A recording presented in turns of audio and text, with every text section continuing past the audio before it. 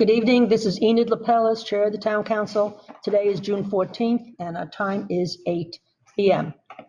This meeting will be conducted as a hybrid meeting as follows: via computer, tablet, or smartphone at this link via phone.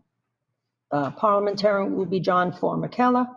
Please join me in the Pledge of Allegiance. I pledge allegiance to the flag of the United States of America and to the republic for which it stands, one nation, under God, indivisible, with liberty and justice for all. Roll call. I see Sean, Kevin Reed. Yes, I'm here. Okay. Terry. Here. John, I see. Jason. Here. Enid. So Jen Aguilar is out. Is that the only one who's out? Yes, and Tony Scott's out. Okay. Are there any objections to me passing the consent calendar as presented? Madam Chair? Yes.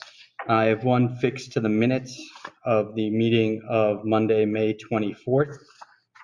Under action items, first item should be deleted. The Town Council Committee on Planning and Zoning, Public Works, and Park and Recreation Matters. Councilmember Rooney stated there were no updates. Councilmember Rooney was not at that meeting. He was absent. There just was no update.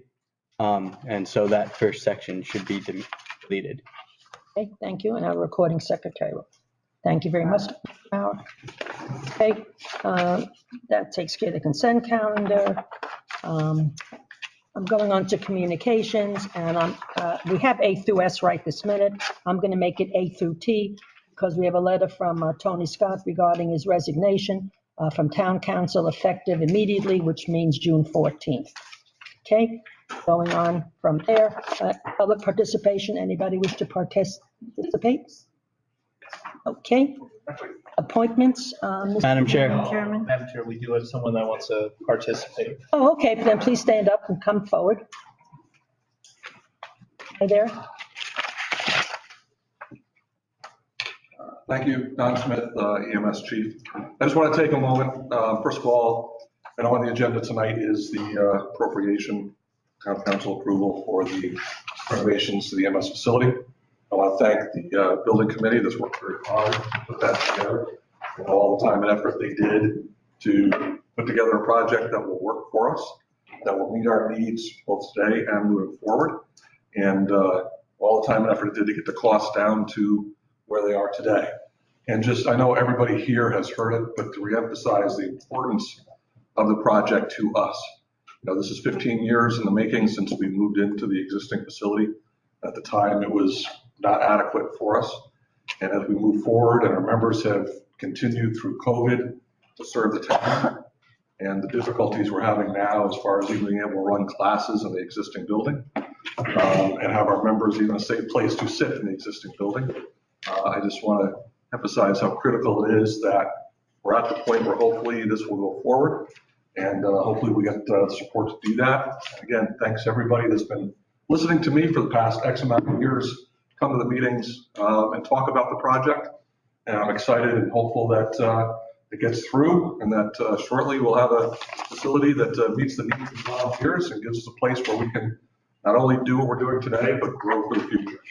So thank you very much. Thank you. Okay, going on to appointments, resolution 21. Just we need to check if anyone else wants to publicly participate. Okay, any other public participation? Thank you, Mr. Formicella. He's the parliamentarian. Up to follow Dennis Patton, 9 Stable Ridge Road, Monroe, Connecticut. I'd like to back Don up with 2175. I'd like to speak in favor of that, and also in favor of everybody who's worked so hard on this.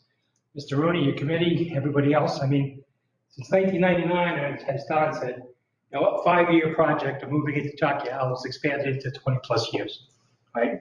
Anybody who's been there, and I know several of you have visited it, it is not a place you'd be proud of calling for EMS home. Back then, they were doing 900 calls. Now, these volunteers and heroes in the town are doing roughly 1,500 calls a year. And this is no place and no way to treat them. So I appreciate the efforts. It's gone. Ken, this is your 5th selectman who's taken this on. And there have been 4 committees doing this. So yeoman's effort by everybody, and I hope you guys have the fortitude to approve it. I know it's tough times, but if you look at the last committee, which was looking at whether we build new or expand the existing, I mean, back then in 2018, it said, oh, build a new facility. But due to the lack of space, when we tried to look for allocation of space in town, it was impractical and the cost was prohibitive. But we know costs have gone up and they continue to go up for building. But you know what? If you don't do it now, it's only going to go one direction. So appreciate everybody's effort. Thank you. Thank you. Thank you. Anybody else wish to publicly participate? Seeing no one, I'm going to Chair. resolution. We confirm that anyone participating online, please unmute yourself if you wish to indicate a desire to speak. Okay, seeing none. Okay, thank you. Appointments, resolution 21-69. Thank you, Madam Chair. I'd like to make a motion to appoint Donaldin Wales of 205 Old Newtown Road to the Town Council, filling a vacancy left by Tony Scott for a term ending November 22nd, 2021. John Formicella, second. Okay, we have a motion, we have a second discussion. Mr. Kellogg, anything? Thank you, Madam Chair. Donaldin Wales is a lifelong resident of town of Monroe. Her work experience has been in the pharmaceutical industry to analyze clinical trial data, accordance with FDA and international regulations. In this role, her responsibilities were to manage contracts, develop budgets, provide fiscal oversight, conduct audits, review outcomes, develop department strategy, and lead teams to develop company policy. Donaldin has served in the town as past member of the Conservation Commission and Library Board. She most recently served in the Board of Finance. She currently serves on Monroe Bicentennial Committee and as an appointed Justice of the Peace. Donaldin Wales' skills will be an excellent addition to the town council. Thank you, Mr. Ray. Any other discussion? Madam Chair. Yeah, Madam Chair, it's Kevin. We did discuss and interview Donaldin tonight at LNA, and we reached consensus to bring to council. Thank you. Mr. Formicella? Thank you, Madam Chair. As Mr. Reed, Councilmember Reed stated, we did interview Donaldin in LNA. She did a great job. She received a unanimous vote to move her nomination to the council.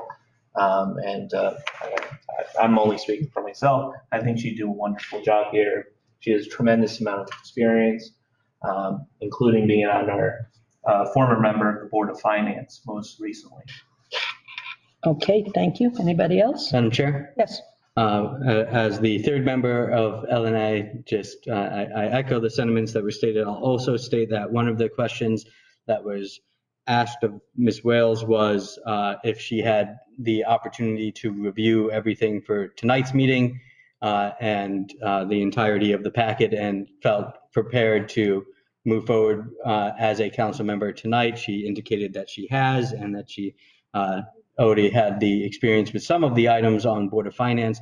So should she be approved tonight, it would appear that she is ready to be sworn in and ready to participate in all items on tonight's agenda. I would like to also just add a thank you to former Councilman Scott, who served on this town council with us. He did a very great job in always standing up for what he felt was the right vote, and hoping he brings that same, as I'm sure he will, fight to the, I'm ready, that same fight and drive to the state legislature, which I'm sure, as I said, I'm sure he will.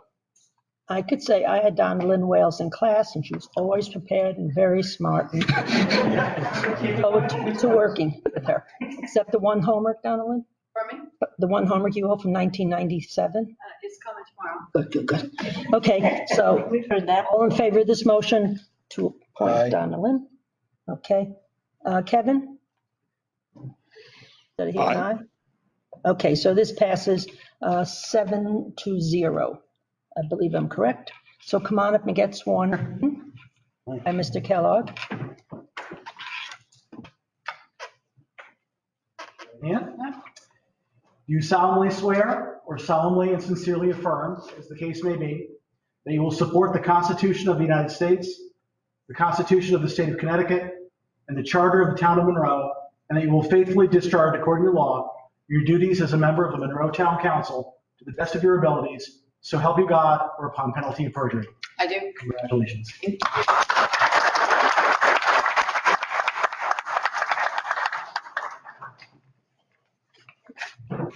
Okay, going on to action items. A, Town Council Committee on Finance, Education, Health, and Public Safety Matters. Mr. Rooney. That's not me, Madam Chair. Police Commission. Oh, the Police Commission. Okay, I'm sorry. I'm not the Okay. chairperson of that committee, but I will talk about police if the chair That's good. doesn't have anything. Mr. Scott, I believe. Okay, Mr. Scott was the chairman. okay, so Okay, we'll you next time, because you'll, No, Madam Chair, I just have one thing to report with the police department. We're down 4 officers now. So we did have a lateral transfer from Trumbull, which is nice that our department is being sought after by other departments.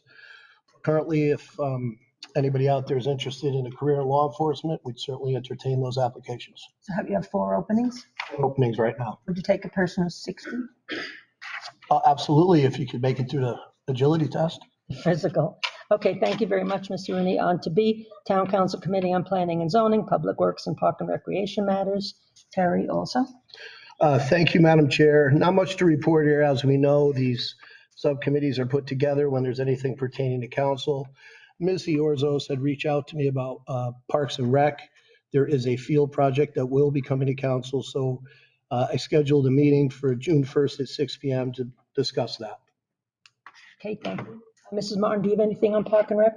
Or you go to the meetings? I do. There's a meeting Thursday of our committee. Is that what Mr. Rooney was talking about? Sorry, July 1st. My apologies. I say June? You did say June. My apologies. July 1st. Thursday, it's at 6 o'clock. Yes. Okay, thank you. Did you get the agenda? The agenda was supposed to be sent out. Send it to. Yes. Yes. Okay. Okay, going on to C, Town Council Committee on Legislative and Administrative Matters. Mr. Reed? Yeah, thank you, Madam Chair. We did meet tonight, pretty hefty list. Everything that needed LNA consensus or a discussion at council tonight was discussed and reached consensus to come to council. We've already seen one of those items with Donald. So Okay. welcome, and that's it. Thank you very much. Going on to D, not D, E, EMS Building Committee. Mr. Rooney, I know you want to do a presentation. Okay. This is a long time coming. Thank you, Madam Chair. Thanks to all of you for being here tonight. Obviously, we're all here for the same reason, right? So we took on this project from a feasibility study on what was the best location and project for the town. We met as a building committee, Sal Morabito, Rob Wesson, Don Panicia, myself, John Brenna, Rob Wesson, and John. Sorry, John, I know you're up there, Ostrazuski, better known as Johnny O. Anyway, since then, for personal reasons, we lost Sal Morabito, but through that, we had chosen a architect, Jakunski and Humes. It was a long bidding process, a lot of hours, a lot of meetings. We chose him. He was actually the original person or architect that we contracted for the original study. Moving forward, we had a long selection process to choose our construction manager. There was a decision whether we were going to go with a construction manager at risk or a GM. CM at risk gives us the ability as a town to kind of have the ball in our own hands, kind of have the ability to get the best pricing during a competitive market. So we chose Burlington Construction, who are here tonight. And after meeting with many people and looking through many contracts, we decided to do this as a competitive bid because during COVID, prices had gone up.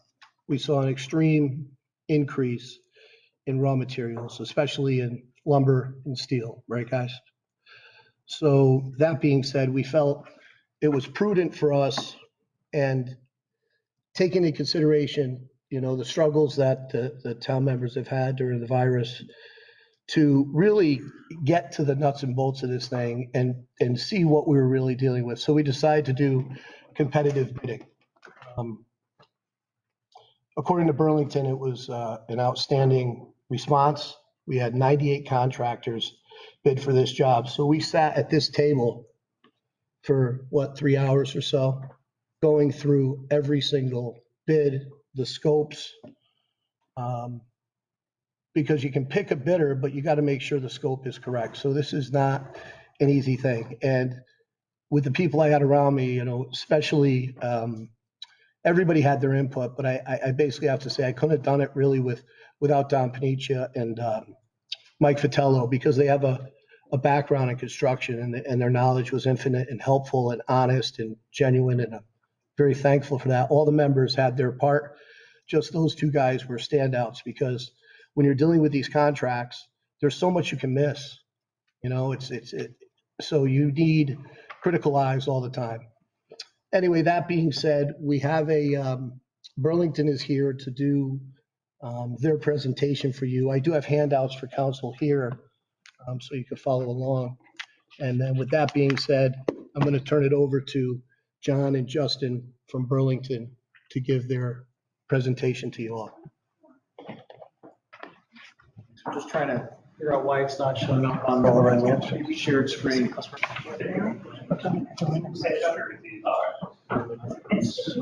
Terry, are you giving handouts of the PowerPoint presentation itself? This is, I believe it's the same exact thing. Okay. Sent to town hall. You want to? Yep.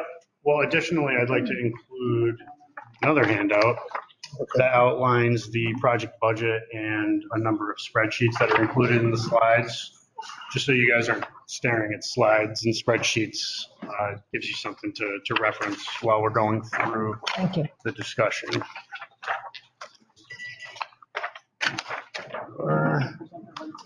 Thanks, Terry. You're welcome. You give me the one that's missing. No, I gave you the so you could ask a question on something nobody else asked.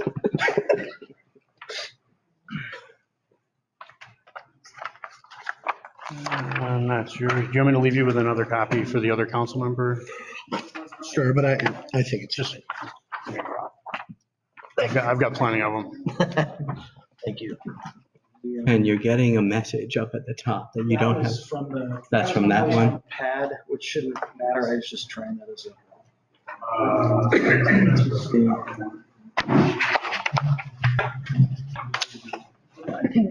Yeah, I don't know, it's weird. Share one. Well, just gonna start trying to. I don't know why technology's not cooperating here. Do you want to try to give the organizer the presentation rights to the pad and then try to share it through the pad? That's going to be a problem because of the, no, there's a problem with the pad. Okay.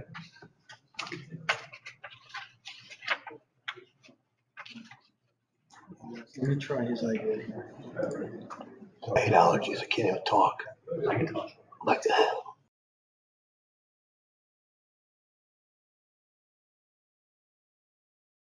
We already were. I have an idea. Who set up, which computer did you set it up on? It worked before just fine.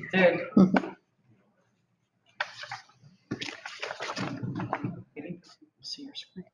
I need water. No, it's not. I would switch it back to the original one. It seemed like Michael rode the boat ashore. Yeah.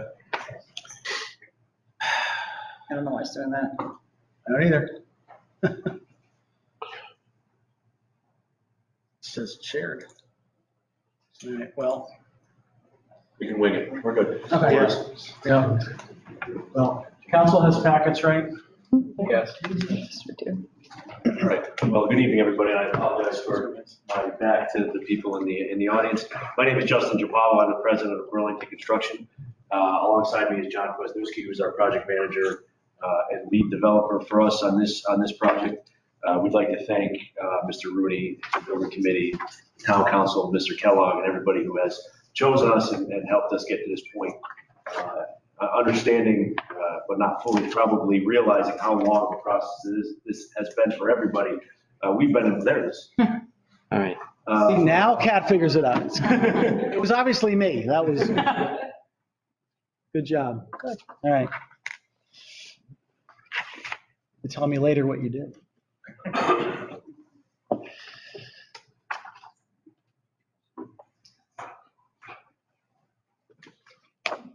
There we go.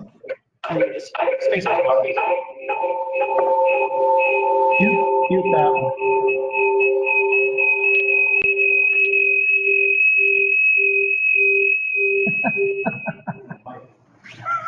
I got it. Mute the laptop.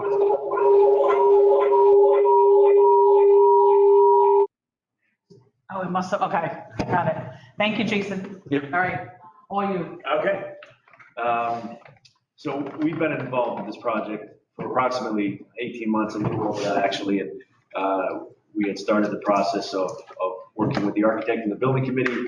And then unfortunately, as everybody knows, COVID hit and it definitely slowed down the process, but we continue to meet as we could, and as the guidelines allowed. And at approximately November timeframe, we were directed by the building committee to begin putting the documents out to bid along with the architect who had to finish their drawings. The drawings went out to bid right after Christmas, early January, and the bids were received in mid to late February. And at that time, as I was alluding to, we had reviewed, John and the team reviewed the bids, scoped the contractors, the apparent low bidders, came up with an overall budget, incorporated the owner side of the ledger, which we'll get to a little bit later. And tonight, thankfully, we have a number and a comprehensive scope and outline to present for approval. But I'm going to stop talking because I only did a very, very small piece of this. John and Terry's group were the lead horses on this one, so I'm going to step aside. Good evening. I'm John Kozniewski, State Project Manager that was assigned to the project. We'll go through a number of slides just to outline how we got to where we are today. The first of which is the bidding process. As Justin stated, we basically dissected the construction documents, both drawings and specifications, and developed bid packages that cater to each individual trade. And we issued those through a number of advertisements, as I'm sure you're all well aware. Then we received all of the bids and went through a comprehensive scope review process with an architectural representative from the architecture firm to validate that the scope for each trade was covered. From there, I'll backstep a little bit. We did open all of the bids with the building committee. And then from there, we went through the scope review process. After we did the scope review process, we took the information back, met with the building committee, and developed a list of the best low qualified bidders for the project, for each individual trade package. In conjunction with doing the scope review, we discussed concepts of what's called value engineering, and that is taking provisions necessary to lower costs without compromising the overall quality of the project. And for example, light fixtures. You can get a similar light fixture for a lower cost without compromising the quality. So, and I always use the example of Marvin Windows versus a lesser known name brand, if that makes any sense. You know, you can get a similar quality for a lower cost. And that was the thought process in going through the value engineering process. From there, we finalized our list of qualified bidders, which moved us into the direction of developing the project budget. Spacebar? I did. There we go. There it is. So the development of the project budget, this basically outlines everything that is included. So the trade contractor's costs, that was number one. From there, the value engineering concepts, which we discussed with all of the building committee members, as well as validated them through the low qualified bidders. Additionally, there's the CM reimbursables, which is Burlington Construction's costs, mostly on-site supervision, project management, contract administration, and basically all of our costs that would go into the project. Contingencies, there's two. One of which is the CM contingency, which is Burlington Construction's, but one other contingency, which is unprecedented for us, but because of the current environment, we felt was necessary to include, was an escalation contingency. And that's because of the volatility in the market for costs, lumber, steel. I'm hearing now paint is going up. And it's just, for the protection of the town and Burlington Construction and making sure our budget covers every possibility, we thought it was necessary to include an escalation contingency. If we need it, it's there. If we don't need it, it's money saved. But we felt it was necessary to cover ourselves, you as well. The CM fees is our percentage that is applied to all of the construction costs. Additionally, there's insurance, performance and payment bond, and then there's the owner soft costs, which we've incorporated into the budget so that you have a full view of what the cost is, both from Burlington Construction standpoint as well as the owners. And I'll turn it over to Justin to go through the project budget. Thank you. So this is a summary data sheet we use for most of our projects when we're asked to track not only our hard construction costs and the owner soft costs. It might be a little difficult to see, but it basically boils down to three major categories. The first one is the GMP status. The GMP stands for guaranteed maximum price. That's the 4,129,000 number at the bottom of that first bracket there is our proposed contract value with the town of Monroe. Second group, which I'm going to talk a little bit about, are the owner soft costs. Things that the ownership, the town, the architect are directly responsible for, will pay from the bonding or the grant or a combination thereof. But the building committee has asked us to kind of monitor these costs, track them, make sure that there are no, what are the variances, what are the exceedances. None of these line items or categories are abnormal. They all go hand in hand with a project of this nature, both in terms of a municipality and an emergency response center, albeit a fire department, an EMS center, police station. So very quickly, architect's fees, an asbestos consultant, because there is asbestos in the building, testing and inspection, furniture for the building as a whole, new furniture, fixtures and equipment, and then technology, telephone, AV and radio, things that the EMS center will need to either upgrade or integrate when the project's nearing completion. A builder's risk policy to make sure that if there was a fire or a flood or theft during the project, the town would be covered from an insurance perspective. And then any ancillary miscellaneous moving and or legal costs. The town has asked us to put a little bit of money into that. That totals to about $320,000. And then as John was saying about our contingency, which we have on within the GMP of the construction budget, the owner actually is carrying a contingency as well as $110,000 for any owner-directed changes, unknown, materials or items found during construction. At the end of the project, if there's things that the EMS center would like to have that they potentially couldn't afford in the first place, and there's a decision made by the committee that they would allocate some of that contingency money for additional expenditures, that money is there. And again, any unused contingencies, both on our side or on the soft cost side at the end of the project, revert back to the town and taxpayers. So if you roll up those three buckets of money, they add up to $4.559 million. And that is our bottom line, or the building committee's bottom line number that we are seeking approval for this evening. Funded through various sources, by the way, and I'm sure we'll talk about that. So one other item that we thought was necessary to outline was a budget comparison.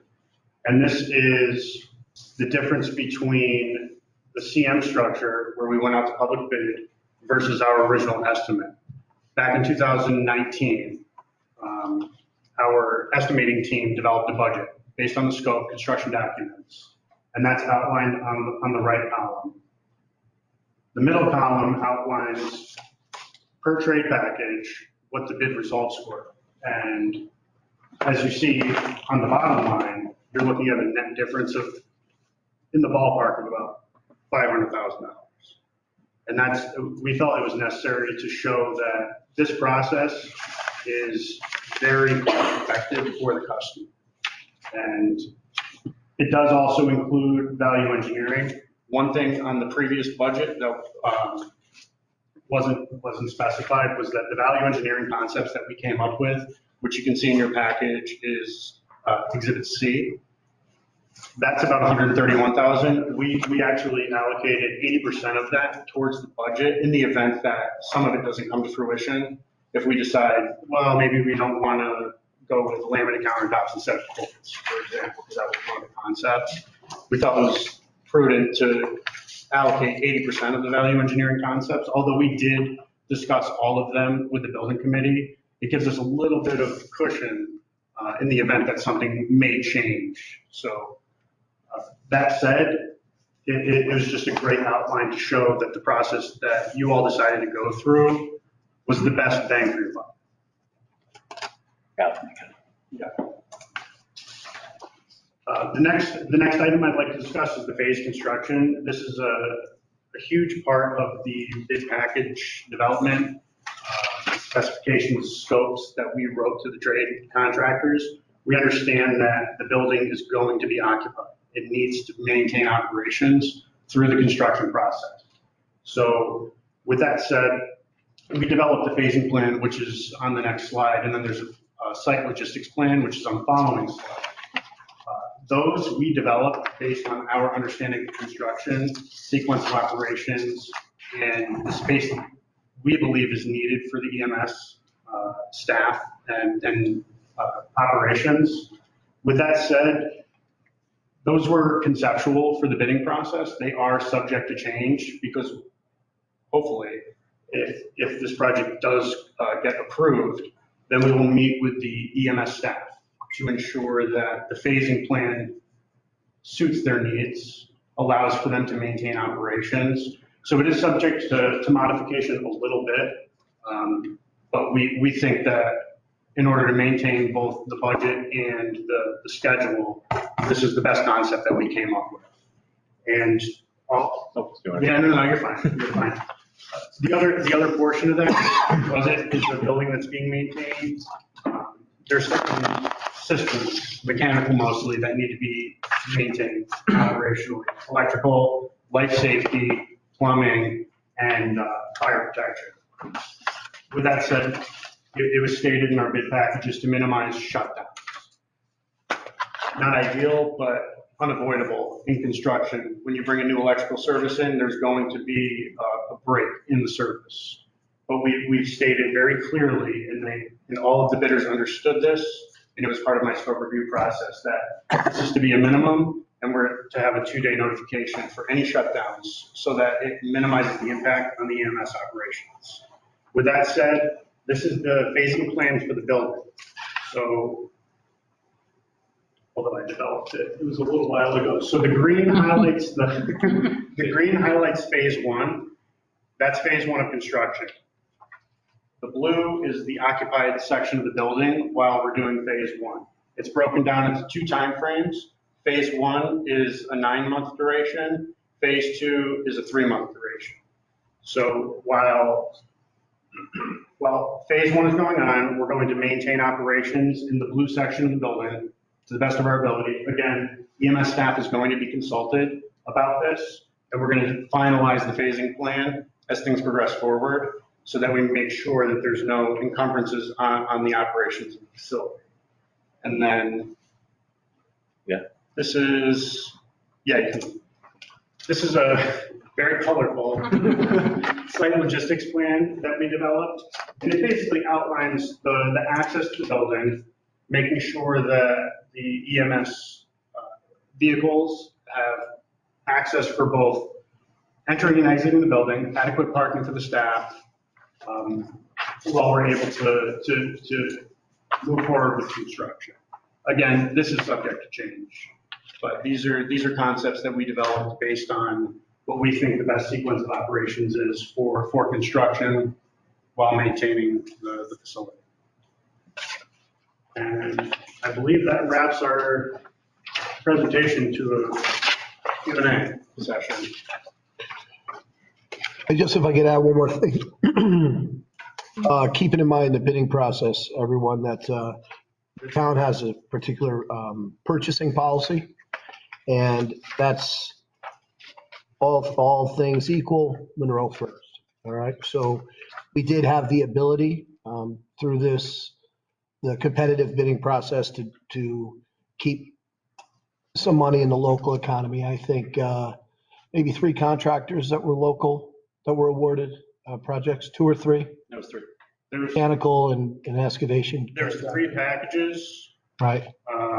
2 contractors. Okay. So we had some local companies that bid very competitively, and we were able to at least hire some contractors from the area, or at least actually in town, which Large packages too, Terry. No, I mean, large pack, yes. $1 million of the trade, almost $1 million is Monroe contractors. So about $1 million of this money is going to go back into local businesses here in Monroe. So thank you, guys. Thank you very much. Yes, sir. I had a quick question. We received a very old estimate. It was for $3.8, $3.7 million for the project. I'm not sure how old it is. Could be 5 years old. Could be even longer. Who knows? But the additional $300,000, $400,000 to get it to $4.1 million. Do you attribute that to the rising cost of labor, the rising cost of materials, the combination of the two? What would you attribute that difference to? It's absolutely both, and I believe the estimate you're referring to, I think, was done by Jakutski Humes. If that's the one that you're referencing, it was done in 2016 or 2017. You know, in essence, that's 4 to 5 construction seasons ago. And in a municipal environment or a state environment, the job is big with prevailing wage, and the state of Connecticut every July issues a new prevailing wage rate, and most, if not all, trades every year get $1, $1.25 an hour. Doesn't sound like a lot, but if you compound that over 5 years, over all the man hours on the job, it adds up very quickly. That coupled with 100% the material costs, where, you know, all of us in the business in March or April last year were more concerned about where we're going to find our next project, not about where we're going to find the next 2x4. It's gone completely the opposite direction. And material prices have escalated 300, 350%, depending on what the material is. From March of 2020 through, you know, last month, we are seeing some decrease in some areas.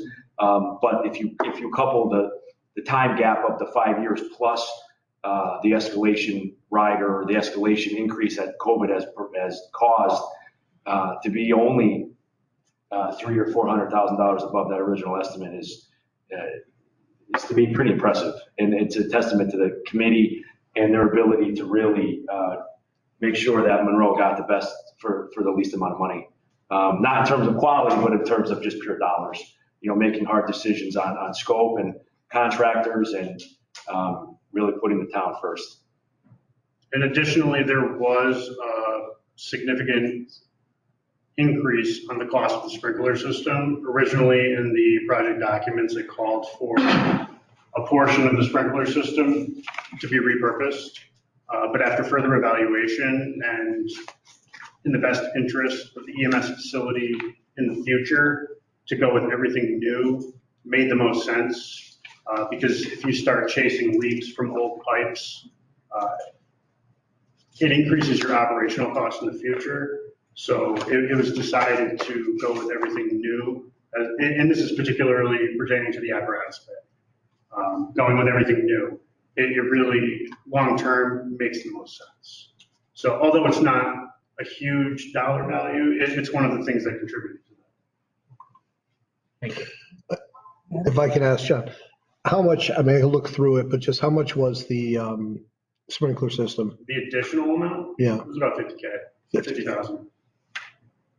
Any other questions, Mr. Madam Chair, thank you very much for the presentation. I'll also add to that $70,000 of that is this contingency of that increase is the contingency, which I think is a very wise idea on both sides. As you said, it protects both sides. We're still guaranteed a maximum price, and it protects us from massive increases in trying to go back to the table to renegotiate because the project's no longer financially feasible on your end. It also protects your back end on that if they do go up significantly, at least a portion of that gets brought back into your pockets. I think it makes sense.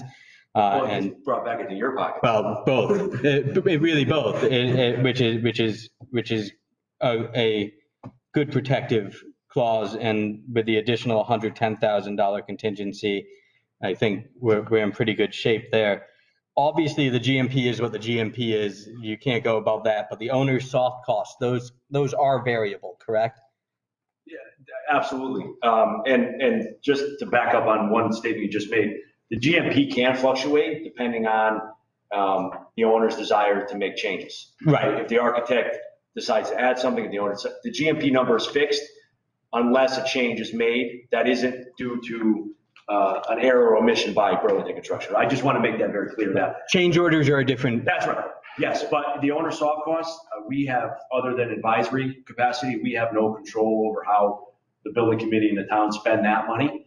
We would certainly, advocate and help them through any of those line items that they need help with. The AV, the infrastructure, we can certainly do that. But yeah, those are not fixed costs. From your view as professionals within the industry, how conservative are those estimates that we put in there? And do you think that, including the $110,000 that we have in contingency there, that we can fairly safely assume that $4.559 million number is going to be close to our max out of pocket? I would say that that's a very good bet. I mean, I'm never going to stand up here and say never is never, but what I've learned from the committee and from the EMS staff is that this has been a long time coming, to echo other sentiments, but you're a very conservative town, and that's a good thing. There's going to be thought line item by line item, and it's not going to be, let's spend all this one down to zero, and then we'll spend this one all down to zero. Those line items are fluid, and if the AV systems or the communication and radio system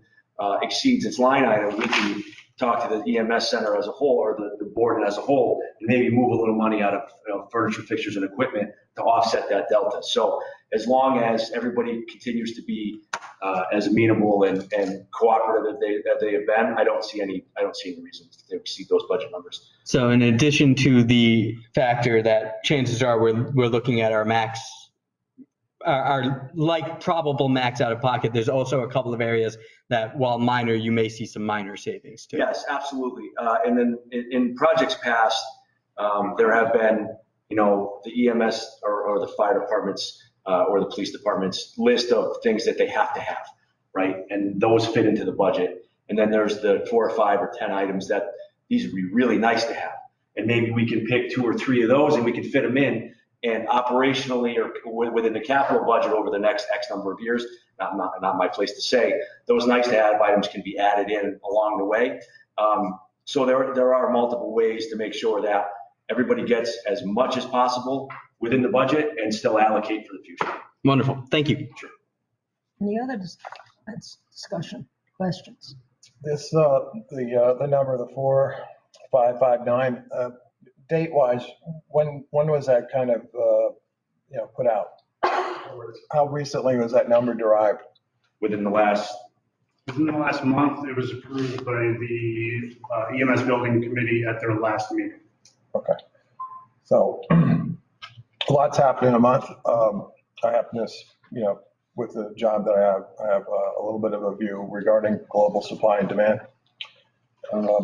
It's probably not out of the realm of possibility that we see at least a 5% increase on this based on some of the things that I happen to see on the global logistics change and commodity increases, prices of oil, raw materials, and all of that. Just wanted to put that out there, that 4599 number. It would be a miracle if we get that in at the number that it comes in. You're probably going to expect a little bit of a bounce on that. Well, the reason that we added the escalation contingency at 70,000, that's not a number that was derived to by just picking a number out of the air. We actually went to all of our trade contractors knowing that the process was taking longer than anticipated. And we had given them a date of September. Was it that late? For validation of the material numbers? Yeah. So we went to our trade contractors, rough framing, structural steel, miscellaneous metals, electrical primarily, very honestly, and asked for what those increases would be as recent as 2 to 3 weeks ago. So to agree with your statement, yes, the market is fluctuating and it's still going up in areas and starting to level up in other areas, but we are confident that we can buy this package within that $70,000 escalation rider and for the $4.559 million. I'm rooting for you. Thank you very much. Thank you. Okay, anything else? I just have one thing to add, Sean, and that's a great way to look at it. I mean, with everything elevating and you being shipping and understanding the commodities and things of that nature, that's why the escalation thing was something discussed between Burlington and us, that it was very important to take into consideration what is going on in the real world. It was a big part of doing the competitive bidding was, hey, you know, we have this number, but we can't say that this is a solid number unless we have actual factual data from contractors in live time. So also in regards to the escalation of potential costs, I mean, there's 182,000 on Burlington's side for contingency, right? Was it 182 or do we? 182. It's 182. We have 70, Sean, we have 70,000 contingency for the escalation. And we also have 110,000 contingency on the town side. So if you add that up, I mean, give or take $270,000 of that difference from 2018, that difference of 400,000, 270,000 of it is actually contingency. So I think am I correct? Did I do that number wrong? I just did it in my head. 180 and 110. We got 182, 70, and 110. All right, I'll do the math. 60. 360. 360. Okay, so it's higher than that. Sorry, I should have just added it up. I'm trying to be sharp. I get caught all the time up here. But yeah, so when you have that number, that most of the escalation in the project is coming from straight contingency. And when you have that number in contingency, that's a good amount of protection that we could probably feel comfortable with even in this market. We went through this project with a fine tooth comb, went through everything, every possible thing we could potentially think of going wrong. We vetted it. So I feel really comfortable moving forward with what we did. I feel really comfortable if some things do go wrong, which it's construction, we know something's not going to work quite right, that we have the monies there to get through it comfortably.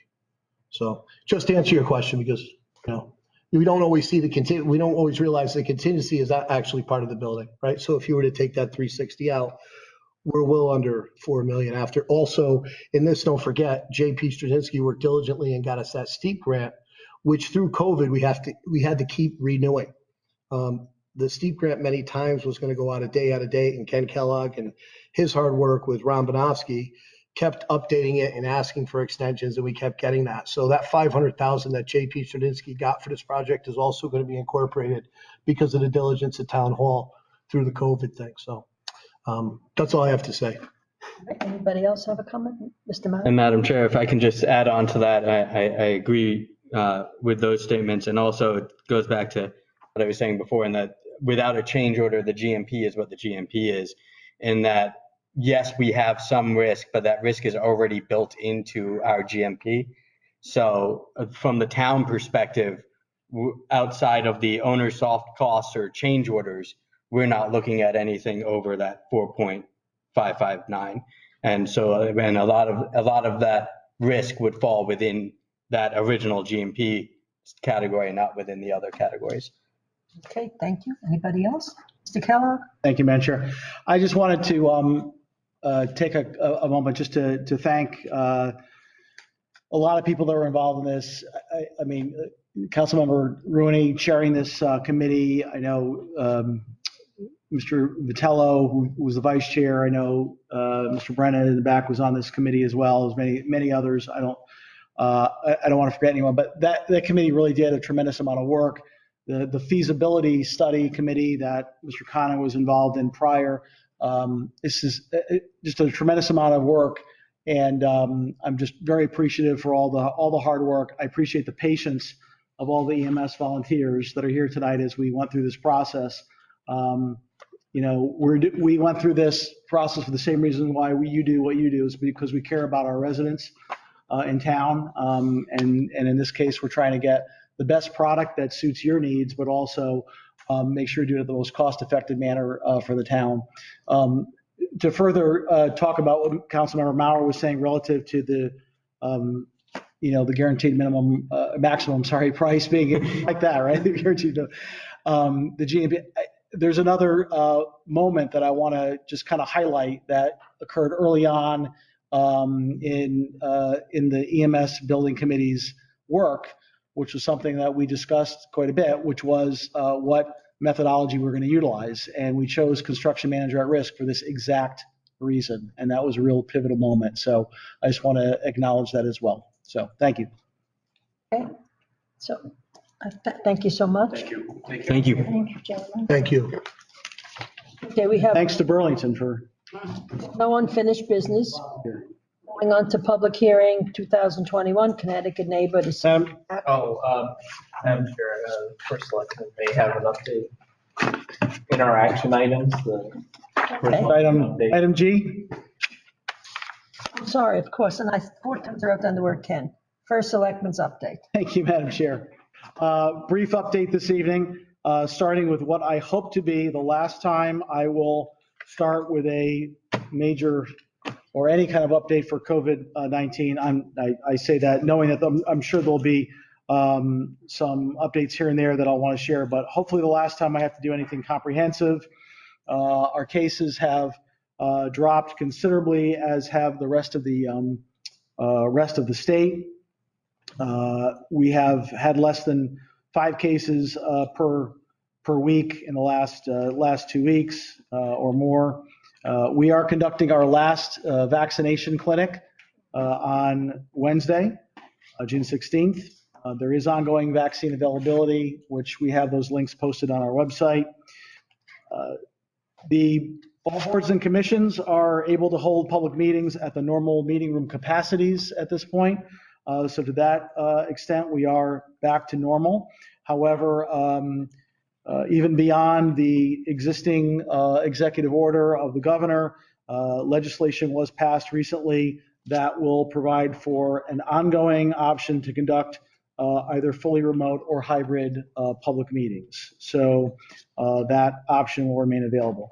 I did want to kind of repeat what I had sent out to the community late last week. Is just a really sincere thanks to our employees, our volunteers, our business owners, our residents. We saw a tremendous amount of collective resilience and teamwork. We've got a lot of those volunteers in this audience tonight from EMS and from fire. Many of them did not just their normal duties of responding to calls in really unusual, ever-changing circumstances, but they worked at vaccination clinics. Some of them were vaccinators under the executive orders. Some of them were there simply to make sure if something happened that we had someone there immediately to respond. We had obviously we had volunteers from our food pantry that kicked in, our CERT team, the Regional Medical Reserve Corps. So just a tremendous amount of work, and really kept Monroe safe and working throughout a tremendous period of time. So thank you to everyone. The only other thing I want to mention were a couple of ribbon cuttings that are scheduled. Docs Medical, the walk-in on Route 25 will be this week, June 16th at 4 p.m. And Tollgate Liquor, which is opening up in Tollgate Plaza, 838 Main Street, June 30th at 5 p.m.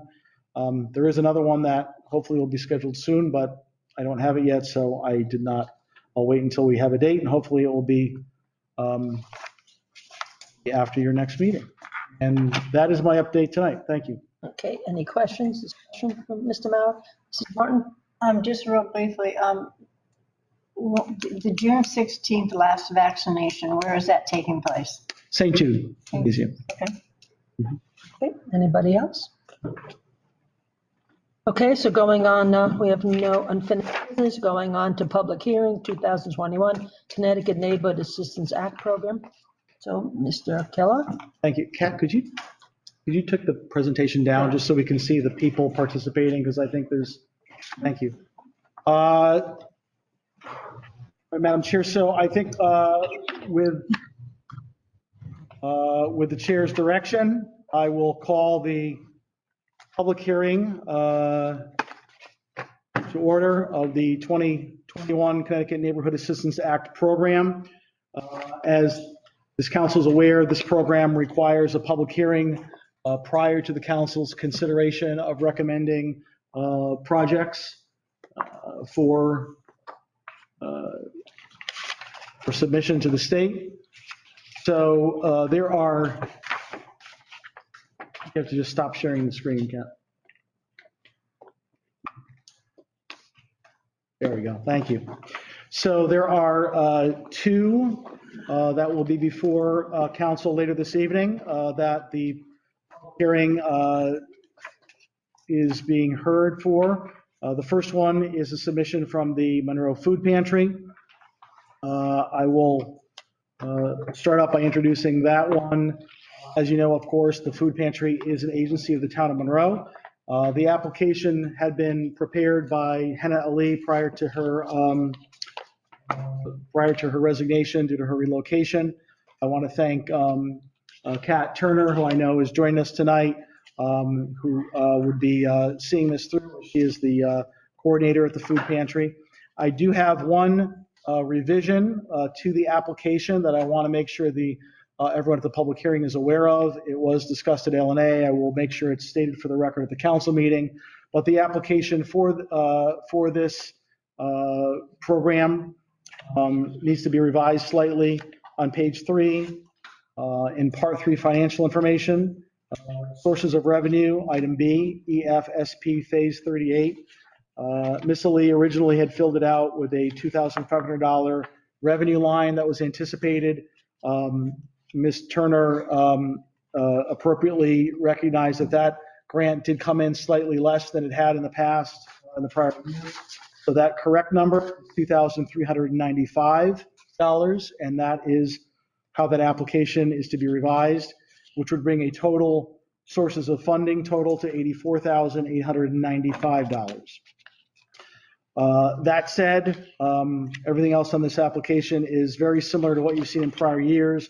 This is simply an effort to continue, encouraging donations. We receive so many from residents and also from business owners. As you know, this grant the way this program works. I'm sorry, not a grant. Provides a tax credit to eligible business owners to allow them to donate to approved projects and receive a state tax credit for that donation. So this would allow the food pantry to continue to encourage those donations and also allow business owners, particularly those who might be out of Monroe, to avail themselves of that credit should they donate to the food pantry. And I know that we've had a couple businesses that have done that. So with that said, that's my introduction. I would ask first, Ms. Turner, I don't know if you had anything you wanted to add to that, if I missed anything, but other than that, I would open it up for public comment. But just real quick, Kat, did you want to add anything to that, or did I cover everything? Don't forget to unmute yourself. Yeah. Oh. Can't hear. I think you guys. Can you hear me? Yes, we can hear you now. Hi.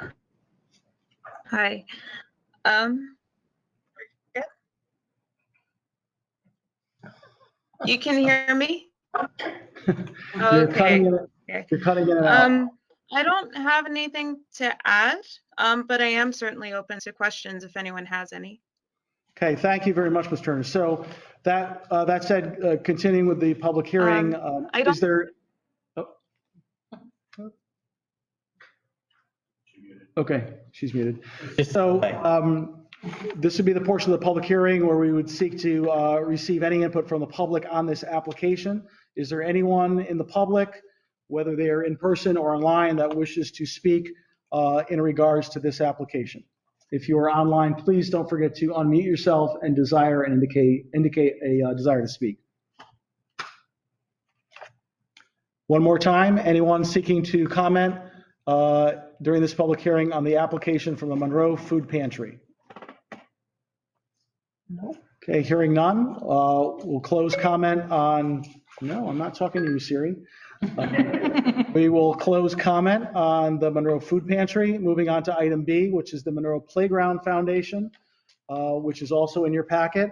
And I think you're all very familiar with this project. This has come before you a couple of times in the past. I'm sure you're very familiar with it. That said, I believe that Mr. Dan Keene, who submitted this application, is online, and I would ask that he introduce this application. Hi, everybody. Can you hear me okay? Dan. Hi, good evening. Thanks for taking the time to review the application. So yes, as Ken alluded to, Mr. Kellogg alluded to, this is, I believe, our third year submitting for this application.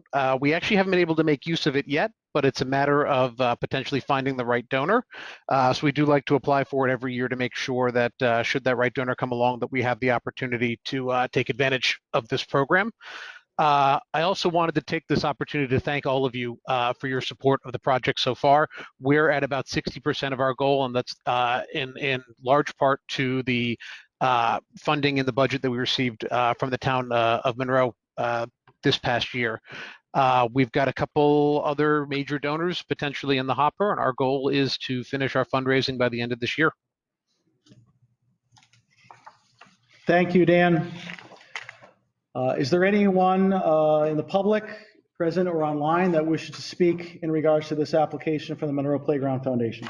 Can I just ask what the playground is going to cost when it's all completed? So the budget is $400,000, and just in light of the recent discussions you guys had, to let you know, there is a contingency in there to cover unforeseen costs and things like that. We are seeing some fluctuation in the same market right now. So we're using, it's called moisture shield lumber, which is like a type of plastic lumber. And there's also the plastic lumber brand. So that's looking at about a 30% increase right now. They believe that's going to settle out to about 10%, which we can absorb with our contingency right there. Okay, anybody else? Anyone else wish to speak in regards to this application? Hearing none, we can close comment on this application. And Madam Chair, there being no further items for the public hearing, I recommend that the public hearing for the 2021 Connecticut Neighborhood Assistance Act be closed at this time.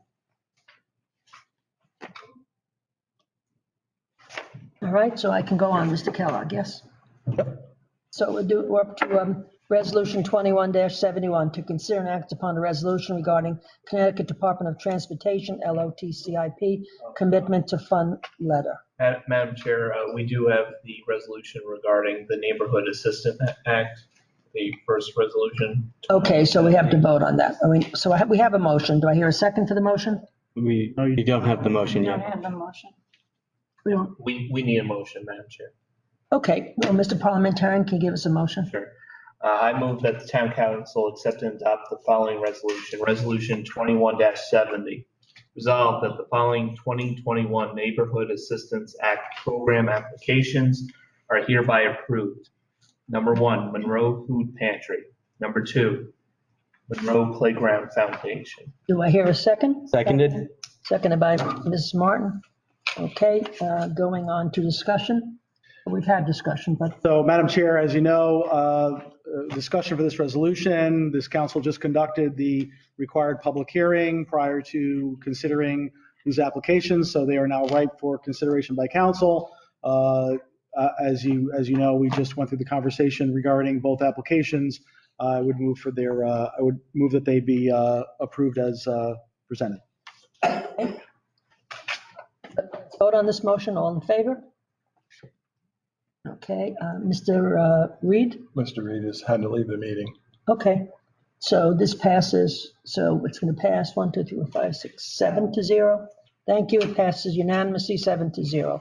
Mr. Reed has left the meeting.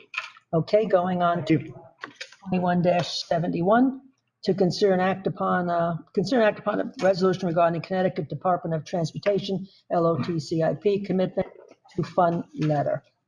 So do I hear a motion, Mr. Roark? I move that we accept the following resolution. Resolution number 21-71, resolve that Kenneth M. Kellogg, First Selectman of the Town of Monroe, is authorized to execute and deliver on behalf of the Town of Monroe the commitment to fund and any associated documents by and between Connecticut Department of Transportation for the LOT CIP funding for the Judd Road Bridge project. Okay, do I hear a second? Second. John Paul McKellar, thank you. Discussion, Mr. Kellogg? Thank you.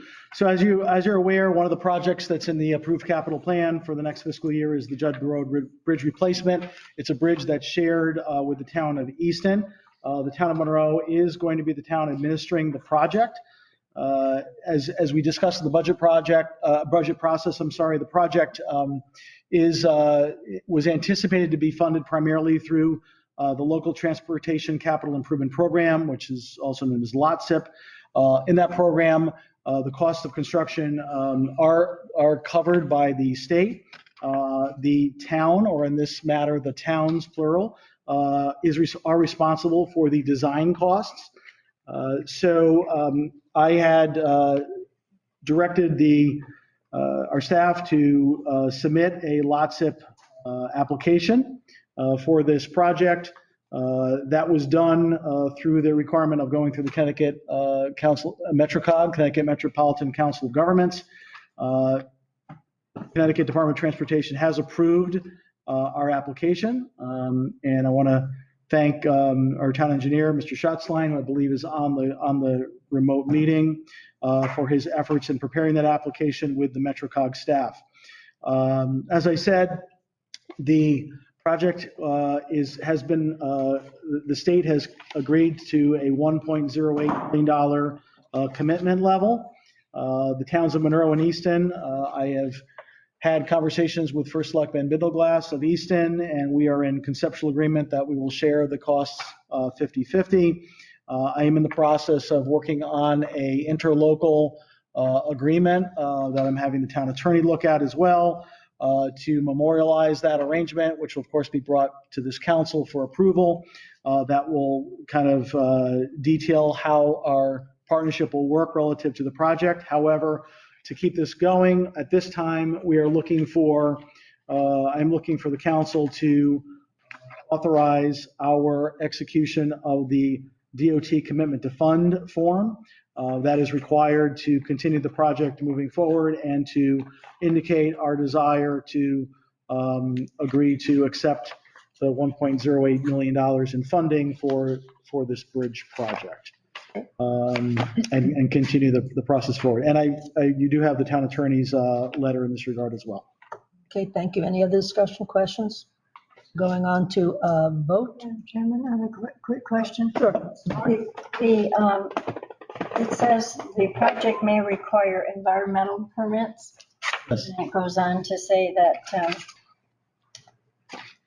in accordance with the LOCIP guidelines, the department will initiate an environmental screening review that can take up to 90 days.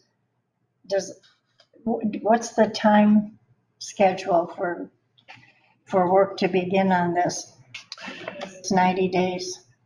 There's no specific timeline that by entering this commitment to fund, there's no hard and fast timeline. The state fully understands that this project, we would still have to go out. There would have to be a procurement process to identify not just the design firm, but ultimately the construction as well. So, I mean, all that preliminary work would be part of the initial pre-construction phase. I don't know, Mr. Schatzlein, if you want to add to that, feel free, but that would be kind of the normal part of this kind of a project, would be to do those environmental reviews. So the towns of Monroe and Easton don't have any timeline set out yet? No. Okay. So No, I mean, other than this was a project we wanted to move forward this fiscal year, but no, we're very much at the beginning stages here. Okay, thank you. All, any other discussions, questions? So voting on this motion, all in favor? Aye.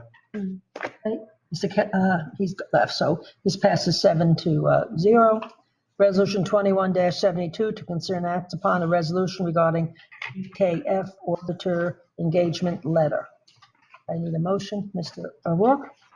I move to accept the following resolution, resolution number 21-72, resolve that Kenneth M. Kellogg, first selectman of the town of Monroe, is authorized to execute and deliver on behalf of the town of Monroe an engagement letter and any associated documents by and between PKF O'Connor Davies for the town of Monroe audit for the fiscal year ending June 30th, 2021.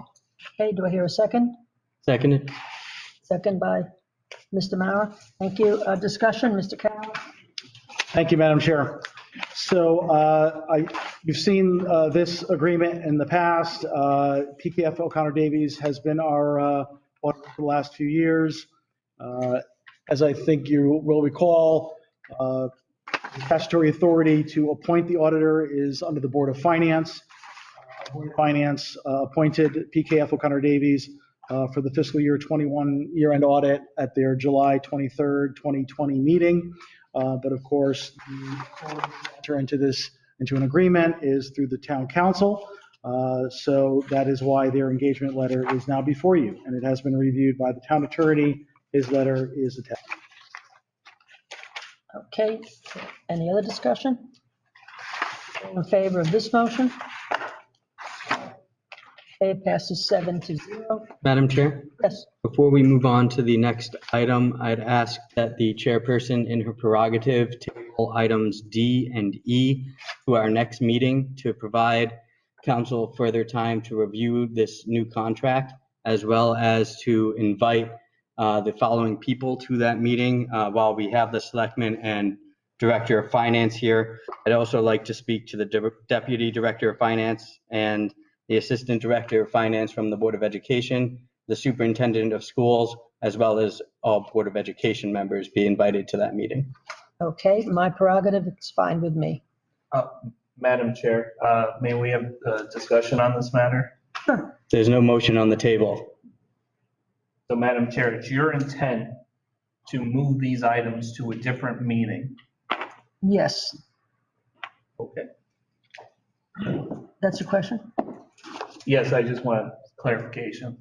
Okay, so we're up to, that's D and E, correct, Mr. Mauer? So Correct. going on to F, Resolution 21-75, consider and act upon the resolution to approve and recommend for adoption by the town a resolution authorizing an appropriation of $4,100,000 for the EMS facility project Phase 2, and authorizing the issuance of the town's general obligation bonds in the amount not to exceed $4,100,000 to finance appropriation. Mr. O'Rourke, motion? Okay, so we're on F. 2175, yep. I move to accept the following resolution. Excuse me. Resolution 21-75, resolve that the resolution entitled Resolution Authorizing Appropriation of $4,100,000 for the EMS Facility Project Phase 2 and authorizing the issuance of the town's general obligation bonds in an amount not to exceed $4,100,000 to finance the appropriation, a copy of which is available at this meeting and was included in the online packet of meeting materials and hereby approved and recommended for adoption by the town. Okay, thank you. I hear a second. Seconded. And Mr. Mauer, discussion. Mr. Kellogg? Thank you, Madam Chair. So I'll just preface this first resolution with some general information that will apply to this and the subsequent resolutions on your agenda tonight relative to fiscal year 22 recommendations for capital projects. A little sluggish here. All right. So just obviously some background. I think you're all aware that during the uncertainty of the pandemic, the town did not entertain any bond issuance in 2020. We have an approved capital budget for 2021-22 that was passed during the referendum in May. And we have certain projects which are before you tonight that have some degree of time sensitivity for various reasons. And we want to be able to immediately begin work on them in the fiscal year starting July 1st. This is an eye chart for those here physically, but I think you all have a presentation. I think if you're online, you can zoom in. You have a presentation on the dais as well. The point is that we have a bonding level, or I should say a debt level that it continues to decline in the rolling 5-year average. Down to 31 million. It was in fiscal year 18 39 million, and again has continued to slowly descend. Certainly part of that was due to some of the pause we did last year, but the trend is there. And the point is that we have plenty of room, as the Board of Finance would say, relative to taking on additional debt within our parameters that we've historically been comfortable with as a town. So going on to this first project, you had a detailed presentation from the committee from Burlington Construction earlier, so I don't really need to reemphasize any of that.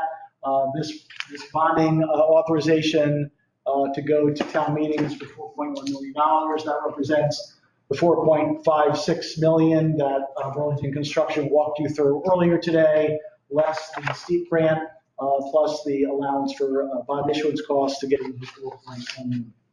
And that is my introduction to this resolution. Okay, any other discussion? Madam Chair? Mr. Mauer? Thank you, Madam Chair. While there is an increase from the 2016 original estimate, it's obviously well within what an expected increase would be. When you're talking about priority capital projects, I don't think it gets much more priority than this project, considering the presentation that we had today regarding the project and regarding the guaranteed maximum. I think the risk to the town is extremely low. I see no reason why this shouldn't be moved forward to a town meeting, and I think it's prudent that we show our support for this project. Okay, thank you. Any other discussion? Otherwise, we're voting on, yes, Mrs. Martin? Quickly, Mr. Kellogg, I'm completely in support of this project, but at some point, can the council get an update on what's coming off on the bonding? What's coming off? Yes, I mean, items that are not being. The roll off from bonding. Roll off from the bonding. There is, so if we go on to the first slide.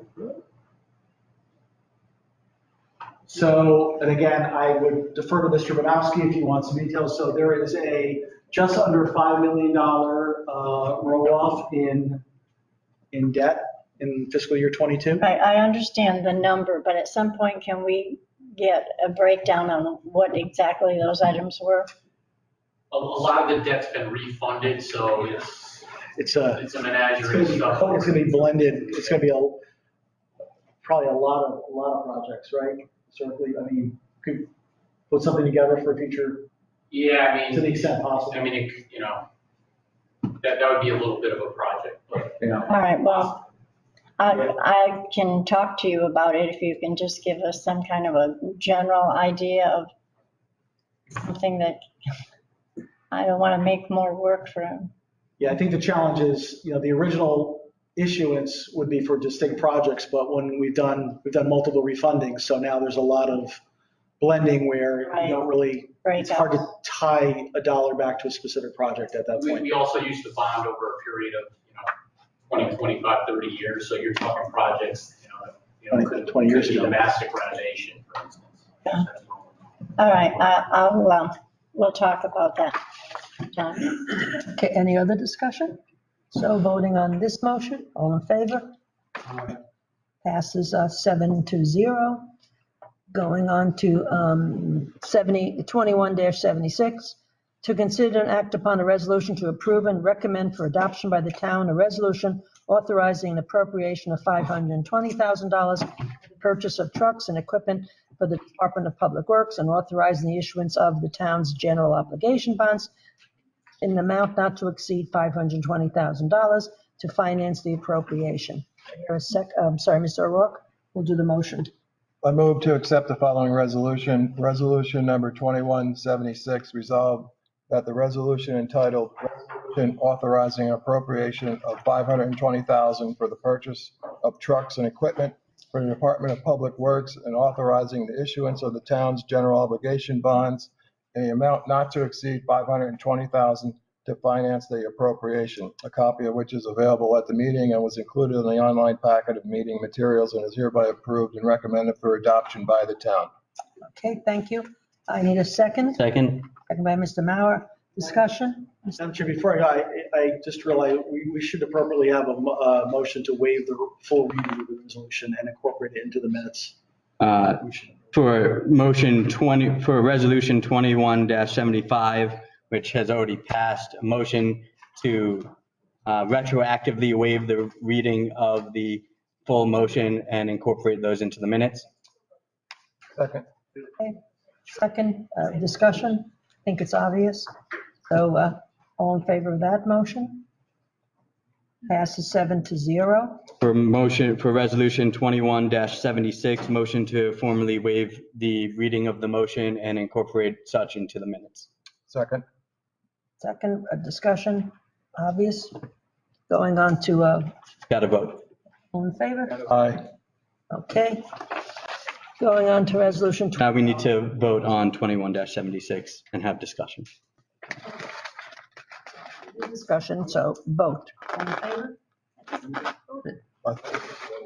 Okay. We voted on the waiving of the Okay. reading. So the vote passes, the motion passes 7-0. Going on to resolution 21-77. Act upon a resolution to approve and recommend for adoption by the town a resolution authorizing an appropriation of $1,220 for a road construction and reconstruction phase 3. Yes, or it's phase S, and municipal facility paving project and authorizing the issuance of the town's general obligation bonds in an amount not to exceed $1,200 to finance the appropriation. It's 1.2. A question, anything? Because we have, Mr. O'Rourke will do the motion. Then, Before the motion, just want to say that I owe Kat Sanko an apology. I have found the resolutions that I said I couldn't find and had you go through the effort of reprinting them. My apologies. that's phase 3, am I correct? I'm sorry? I think it's phase 3 when I went, so you're going to read the motion, Right. you'll read the phase 3. I move to accept the following resolution. Resolution number 21-77, resolved that the resolution entitled Resolution Authorizing Appropriation of $1,220,000 road construction and reconstruction phase 8 and municipal facility paving project and authorizing the issuance of the town's general obligation bonds in the amount not to exceed $1,220,000 to finance the appropriation, a copy of which is available at the meeting and was included in the online packet of meeting materials, is hereby approved and recommended for adoption by the town. Okay, Second. Second? Second. Second by Mr. Mauer. Okay, Madam Chair, motion to waive the reading of the full motion and incorporate the same into the minutes of the meeting. okay. Second by Mr. O'Rourke. We have needed discussion? Probably not. So all in favor of that? Aye. Passes 7-0. Now back to the original motion. I have a second on the motion. It's seconded, Madam Chair. Okay, so discussion? Mr. Kellogg, anything, or just? So this project is phase 8 of road construction, reconstruction. You're all very familiar with this. $1 million added to the $1 million that was authorized in the prior fiscal year, giving us $2 million to work with in bonding to continue and improve our roads and our overall PCI. This authorization also includes significant drainage work and milling and paving of the 70 fire station. So that, along with anticipated bond issuance costs brings you to the 1.22 million. Okay, any other discussion? All in favor of this motion? Aye. It passes, Mr. Rooney left the room, so it passes 6-0. Okay, resolution 21-78, to consider and act upon a resolution to approve and recommend for adoption by the town, a resolution authorizing an appropriation of $500,000 for the purchase of fire safety equipment and authorizing the issuance of the town's general obligation bonds in an amount not to exceed $500,000. Motion, Mr. O'Rourke? I move to accept the following resolution, resolution number 21-78. Resolved that the resolution entitled Resolution Authorizing an Appropriation of $500,000 for the purchase of fire safety equipment and authorizing the issuance of the town's general obligation bonds in an amount not to exceed $500,000 to finance the appropriation, a copy of which is available at this meeting. It was included in the online packet of meeting materials and is hereby approved and recommended for the adoption by the town. Okay, do we hear a second? Second. Second by Mr. Mauer. Madam Chair, motion to waive the reading of the full motion and incorporate the same into the meeting minutes. Second. Okay, I don't think we need discussion on that. I think it's obvious. Okay, voting on that, all in favor? Aye. It passes 6-0, going back to the original motion. So we'll need a second on the motion. Odie seconded, Madam Chair. Okay, so discussion? So this resolution is to move to town meeting a bond authorization for fire safety equipment. Again, projects that are in your approved capital budget for both the Stepney and Stevenson Fire Departments. This is the SCBA apparatus includes various associated equipment and supplies that goes with it, along with the bond issuance costs for that project. Again, these are all, we've discussed this quite a bit. This is to meet the current standards for this firefighter safety. Okay, any other discussion? So all in favor of this motion? Aye. So this passes 7-0 because Mr. Rooney is back. On to resolution 21-79, to consider and act upon a resolution to approve and recommend for adoption by the town a resolution authorizing appropriation of $560,000 for various school improvements and authorizing the issuance of the town general obligation bonds in an amount not to exceed $560,000 to finance the appropriation. Mr. O'Rourke, motion? I move to accept the following resolution, resolution number 21-79, resolved that the resolution entitled Resolution Authorizing Appropriation of $560,000 for various school improvements and authorizing the issuance of the town's general obligation bonds in the amount not to exceed $560,000 to finance the appropriation, a copy of which is available at this meeting and was included in the online packet of meeting materials and is hereby approved and recommended for adoption by the town. Okay. Seconded. Seconded by Mr. Mauer. Madam Chair, Yeah. one more time. Motion to waive the full reading of the motion and incorporate the same into the minutes. Okay. Second. Okay, second, discussion? Madam Chair, so these are items in the capital budget that the Board of Education would like to move on immediately. One is the Massac High School elevator. There's a ADA compliance issue, and that $110,000 is for that component. There are two underground storage tanks that need to be addressed, one at Massac and one at Jockey Hollow. And then the last component is technology upgrades at both the STEM computer labs and the laptop and certain laptop replacements.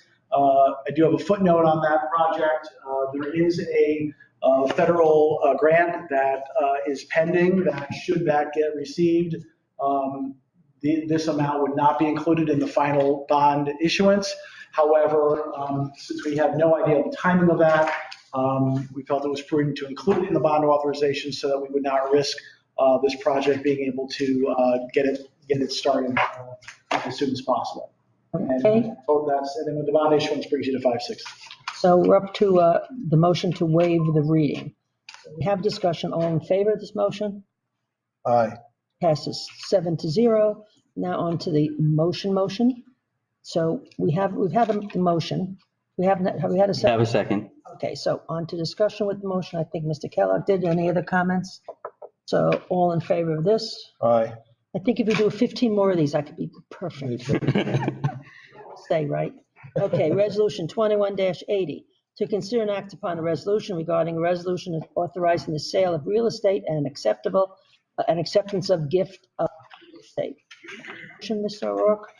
Move to accept the following resolution, number 21-80.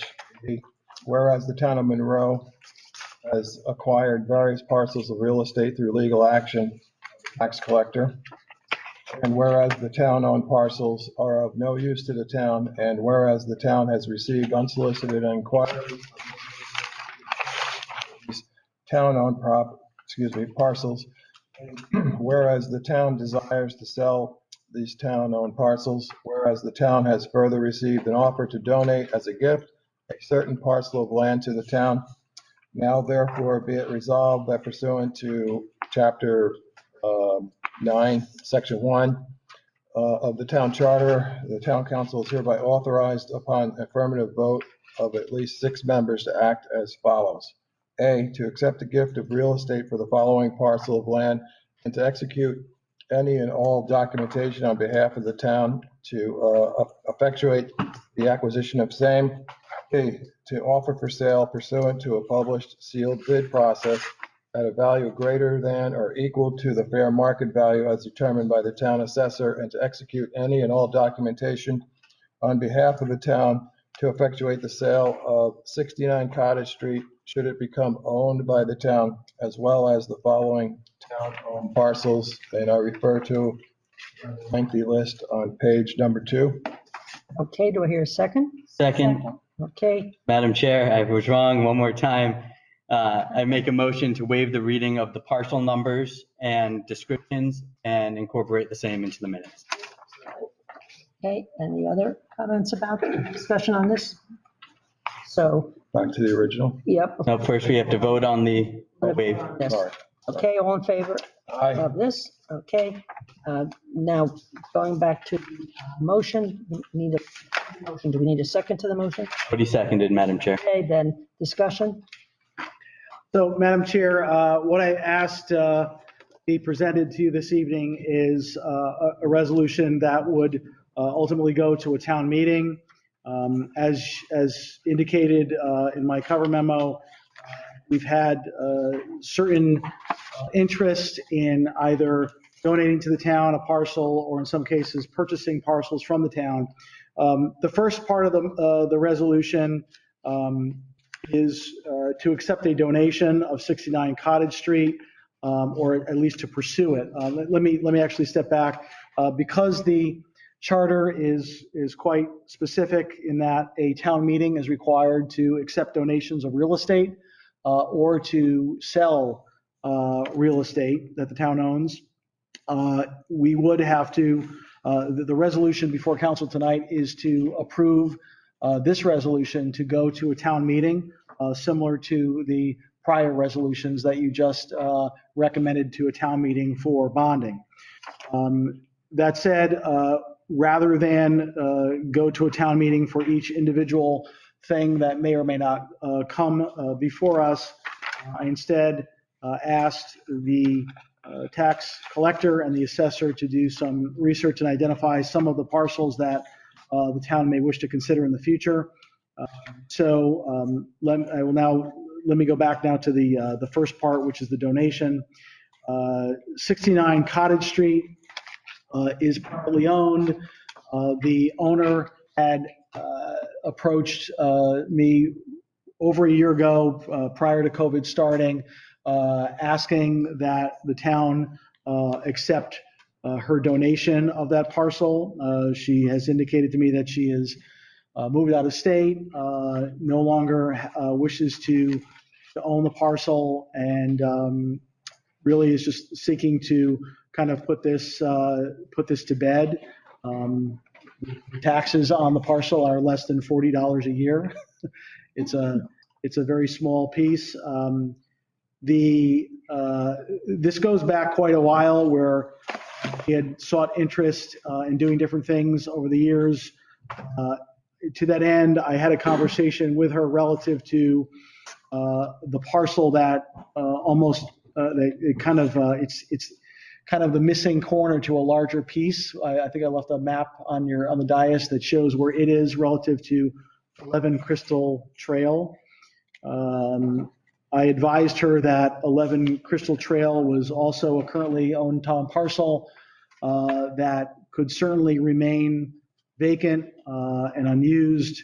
However, the town may wish to sell that in the future. It's something that might be considered. And if that were the case, it is very possible that the town may desire that should 69 Cottage Street be accepted as a donation, that parcel it may be advantageous to combine it with 11 Crystal Lane and sell them as one lot. She did consider that and again contacted me to say that on further consideration, she continues to want to simply donate it to the town. She does not wish to pursue it, even though she understands that there may be some interest down the road to either 11 Crystal Trail or this parcel in the future. So this motion would allow the town to accept that donation in the future upon a supermajority vote of the council. I would need to come back to this council with a full, with some kind of documentation that would effectuate that donation. So it would come before council again, provided that it is approved at the town meeting to allow the council to act in that fashion. The second half is to offer for sale this list of parcels. These are parcels that the tax collector the town has acquired through actual tax collector over, in some cases, many years, if not decades. Many of them are extremely small. Interest historically has been from abutting property owners who simply are interested in combining it to their existing lot. And we have had we've had some interest in the past for that. So again, rather than dealing with these piecemeal, the resolution that is before you that would go to the town meeting would allow by town meeting an authorization of the council by a supermajority vote to consider any one of these individually at a sale price no less than the appraised value as of the last reval. But again, each individual case would be evaluated individually and would have to be brought to council. And again, the supermajority vote to finalize any such sale. And as stated in the resolution, it would be done in a sealed bid process. Madam Chair, this was discussed at LNA, approved unanimously to come forward. Also discussed at LNA was the possibility of combining the 69 Cottage Street along with the other parcel to make it more valuable.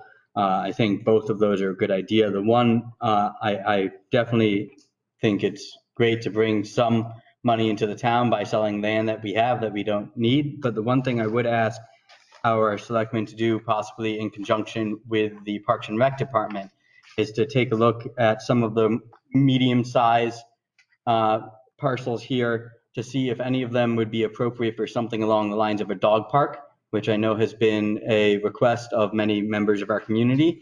And if so, to possibly bring one of those ideas to council. Not saying that one of them is, but if that's something that we could look into, I think that would be great.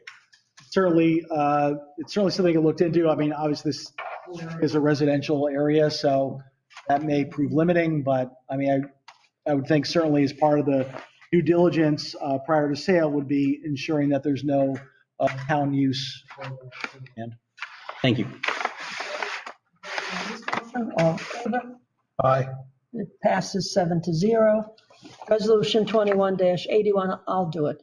To consider and act upon a resolution calling for a town meeting on June 28th at 7 p.m. So I'll make the motion to consider and act upon a resolution calling for a town meeting on June 28th at 7 p.m. Do I hear a second? Second. Okay, discussion? Madam Chair, could I ask that either the resolution 2191 be read or? Yeah, okay. I think bond counsel would very much like to ensure that that resolution is there in its entirety. Okay, Mr. O'Rourke has this. Resolve that the pursuant to Chapter 9, Section 1 of the Charter of the Town of Monroe, and contingent upon the Board of Finance approval for items 1 through 5 below, the Town Council hereby calls a town meeting to be warned and held on June 28th, 2021 at 7 p.m. in the Monroe Town Council chambers of Monroe Town Hall to consider and act on each of the following entitled resolutions individually, and that the town clerk wants notice of such meeting to be posted and published in accordance with law. 1, the resolution authorizing appropriation of $4,100,000 for the EMS facility project phase 2 and authorizing the issuance of the town's general obligation bonds in the amount not to exceed $4,100,000 to finance the appropriation. 2, the resolution authorizing appropriation of $520,000 for the purchase of trucks and equipment for the Department of Public Works, authorizing the issuance of the town's general obligation bonds in the amount not to exceed $520,000 to finance the appropriation. 3, resolution authorizing an appropriation of $1,220,000 for the road construction and reconstruction phase 8 and municipal facility paving project, and authorizing the issuance of the town's general obligation bonds in the amount not to exceed $1,220,000 to finance the appropriation. 4, the resolution authorizing an appropriation of $500,000 for the purchase of fire safety equipment and authorizing the issuance of the town's general obligation bonds in an amount not to exceed $500,000 to finance the appropriation. 5, the resolution authorizing appropriation of $560,000 for various school improvements and authorizing the issuance of town general obligation bonds in an amount not to exceed $560,000 to finance the appropriation. 6, a resolution authorizing the sale of real estate and acceptance of gifts of real estate. Thank you. Do I hear a second for this motion? Second. Mr. Mauer, discussion? Mr. Cal- I think the self-explanatory and for the reasons of moving all these resolutions forward to a town meeting.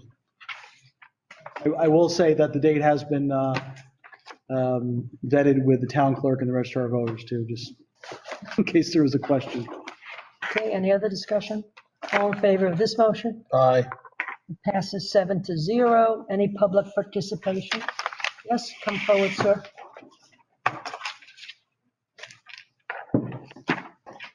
Hi, Chief. Hi there. Craig Rosenberg, I'm the Deputy Chief of EMS. I just, on behalf of EMS, wanted to thank the Building Commission and the Town Council for all of your support thus far. To say the last year or year and a half has been challenging is an understatement for all of us. And one constant through all those unknowns and challenges is how our volunteers have risen up to that and faced dangers that none of us anticipated when we started doing this.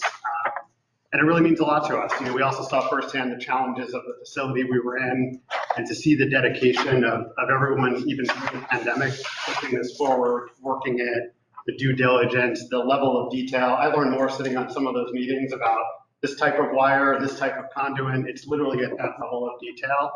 So really just want to say thank you to all of you. I know we still have the vote and so forth, but it means a lot to us, the support thus far. Thank you for your service. Thank you. Thanks, Craig. Chief. Any other public participation? Do you see anybody out there, Mr. Kellogg?